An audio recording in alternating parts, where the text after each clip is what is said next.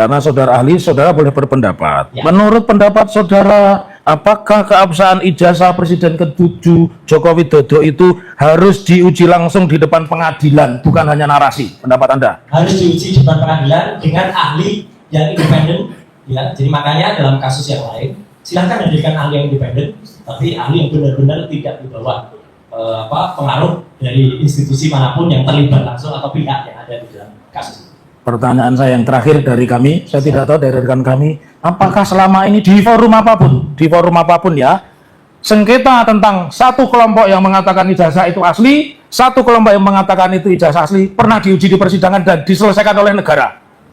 Sepanjang saya tahu, memang kasus-kasus itu pernah melibatkan sahabat saya yang sudah almarhum, Ya. Omar waktu itu diselesaikan dan memang terbukti kalau di sidang. Demikian juga yang barusan terjadi pada gubernur atau bupati ya Bangka Belitung itu Wakil gubernur ya. Itu juga diuji di sidang dan artinya memang terbukti ijazahnya yang dihadirkan itu palsu, ya harus dihadirkan. Yang terakhir kaitannya dengan Ya. perkara ini, tolong didengarkan baik-baik pertanyaan saya. Apakah selama ini sengketa ijazah Presiden ke-7 Pak Joko Widodo pernah dibuktikan di depan persidangan? Itu saja Saya pertanyaan. belum pernah mendengar. Terima kasih. Cukup?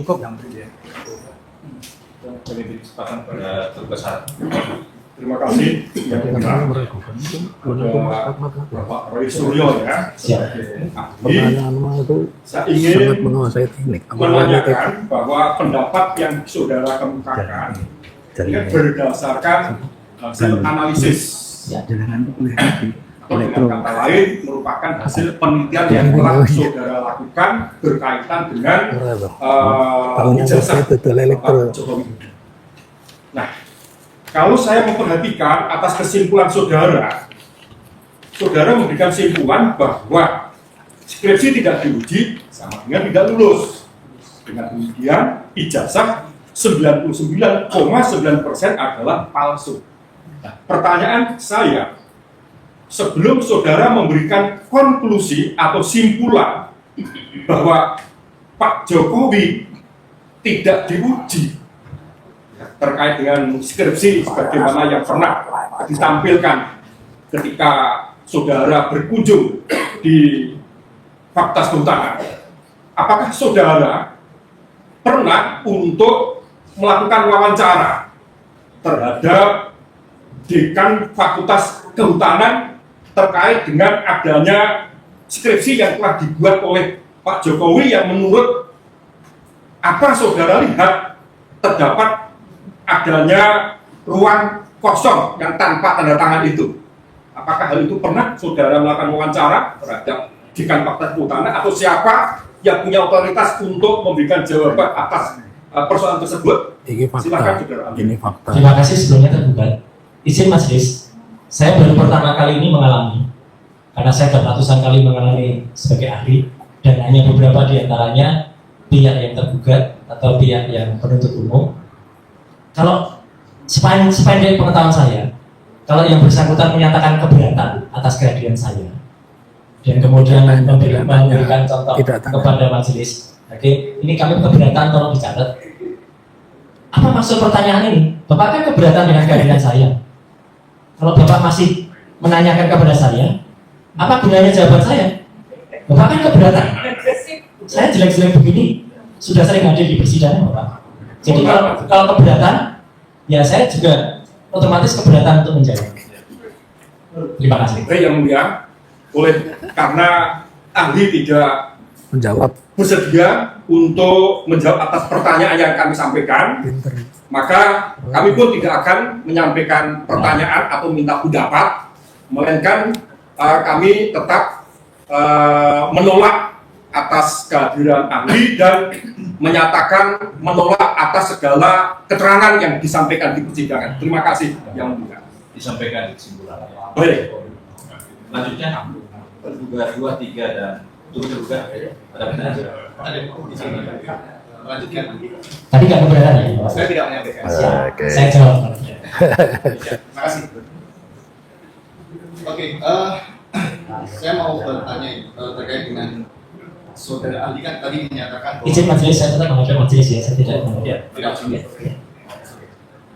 terkait dengan tadi yang disampaikan oleh Aldi adalah ahli telematika. Tadi disampaikan dari telekomunikasi media informatika, apakah itu bisa memeriksa terkait dengan dokumen analog. Nah, dari permasalahan yang saudara miliki apakah selain spesimen berupa dokumen digital yang saudara peroleh dari website X dari Dian Sandi tadi, adakah dokumen analog yang saudara jadikan dasar dalam penelitian saudara adalah berupa penelitian? Baik, jadi ada dua aspek yang saya teliti. Yang pertama adalah ijazah, yang kedua adalah skripsi. Sebagaimana saya jelaskan, skripsi saya pegang primary evidence, bukti primer langsung dari Prof. Pening Dasworo waktu itu dan juga dari Dr. Ari Sujito di bawah 109 tanggal 15. Untuk ijazah, memang hanya berdasarkan kepada upload ijazah, dan ini ditegaskan langsung oleh kuasa hukum Bapak Jokowi, yaitu Pak Rifai. Mohon izin saya, dan tadi malam saya tegaskan lagi di acara. Saudara Rifai pun menyampaikan bahwa ijazah Dian Sandi adalah ijazah yang sama dengan ijazah yang dimiliki oleh saudara Jokowi. Dan Dian Sandi pun juga sudah sehari setelah posting itu dia minta izin kepada Jokowi, dan pada pemberitaan jelas betul media mainstream yang saya kutip, bukan media biasa. Jokowi juga mengatakan ya itu ijazah saya. Jadi artinya dengan pengakuan itu, dan berkali-kali saya buktikan ketika kasus foto mantan Presiden Abdurrahman Wahid itu, yang saya periksa adalah juga klise analog. Tapi artinya setelah itu saya proses namanya AND, converter, analog to digital converter. Akhirnya analisis saya lakukan secara digital. Jadi sekarang, sebagaimana kesaksian juga Profesor Tono Saksono, yang namanya alat bukti cukup dibaca digitalnya, sehingga kita bisa melakukan proses pemeriksaan. Saya gunakan analogi yang lain, ya. Misalnya kita memeriksa seorang ibu yang kemudian memeriksa kandungan. Kalau dulu dokter, kebetulan saya punya, jadi saya sah mengatakan ini majelis, karena saya bergelar magister yang juga saya prokes, ya. Itu dokter bisa memeriksa untuk seorang yang hamil. Kalau dulu dengan stetoskop dia hanya menggunakan KLK, sekarang dengan yang namanya USG, ultrasonografi. Ultrasonografi adalah digital.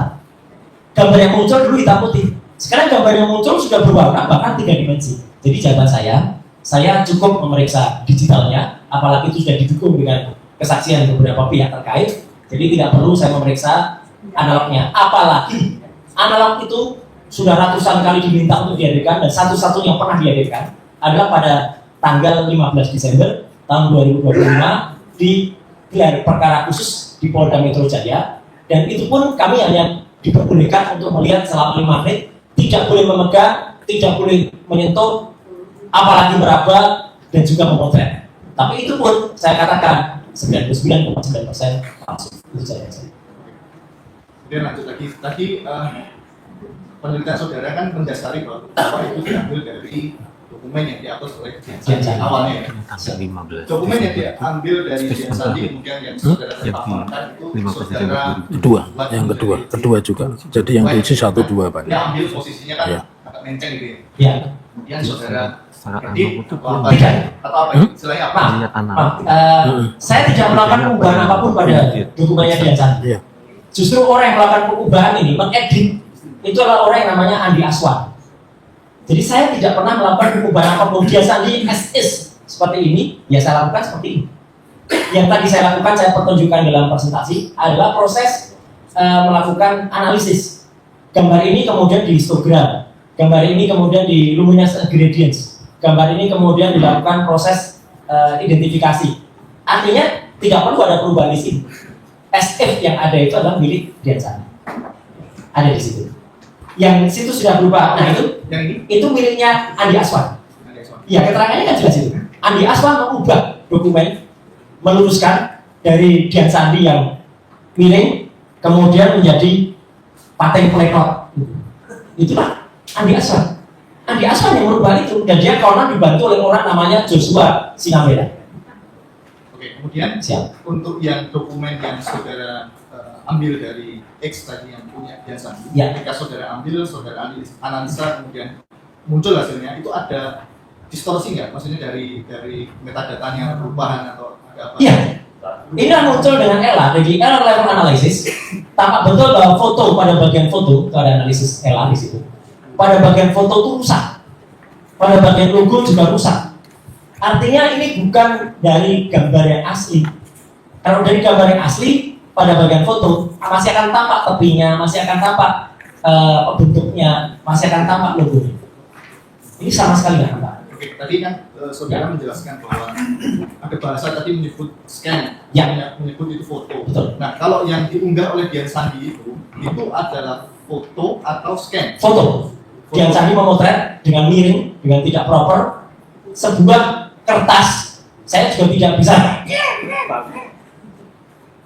pastikan ini ijazah asli atau hanya print out. Tapi kata-kata dia mengatakan asli itu yang saya pegang. Oke, saya fokus Jadi dia memotret. saya fokus ke Oke. masalah scan dan foto. Ya. Ketika tadi yang saudara permasalahkan terkait watermark, terkait dengan emboss, Ya. ketika pengambilan dokumen analog Ya. menggunakan kamera atau dengan scan itu ada bedanya nggak? Tergantung kualitas kamera yang digunakan. Makanya kalau kemudian diambil dengan scan, ketika saya men-scan ijazah asli milik almarhum Bambang Rudiharto, jelas betul ada emboss dan ada watermark. Saya memotret tapi pakai kamera profesional.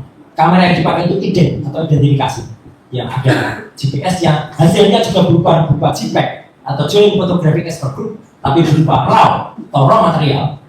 Itu adalah nampak skripsi dari yang disebut Joko Widodo. Kualitas kertasnya saja nampak. Bahkan bentuk gripes ya, gripes itu kayak tidak rapinya, itu pun nampak.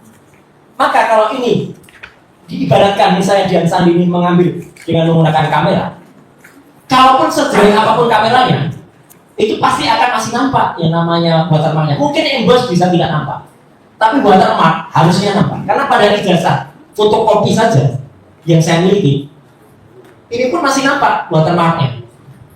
Masih ada watermarknya. Ini fotokopi. Itu pakai apa? Fotokopi. Fotokopi. Ijazah saya difotokopi kemudian dilegalisir. Masih nampak. Kalau foto, ketika diambil dengan foto, Ya. ketika pengambilannya mungkin di area yang gelap atau yang terang itu berpengaruh nggak terhadap hasil dari foto itu? Memang berpengaruh, tetapi artinya begini. Berarti yang bersangkutan itu sudah membuat reduksi terhadap hasil gambarnya. Tapi dia berani mengatakan asli. Artinya apa? Saya hanya membuktikan saja. Kalau ini memang foto, ya saya uji. Dan sejelek apapun kualitas fotonya, kalau memang itu kemudian bisa kita analisis, mungkin saya tadi ceritakan, kualitas gambar CCTV yang mungkin hanya 200 pixel atau hanya bahkan kameranya masih waktu itu zaman-zaman lama, maafin, zaman Luna Maya segala itu masih belum MP3 waktu itu masih menggunakan file zaman dulu.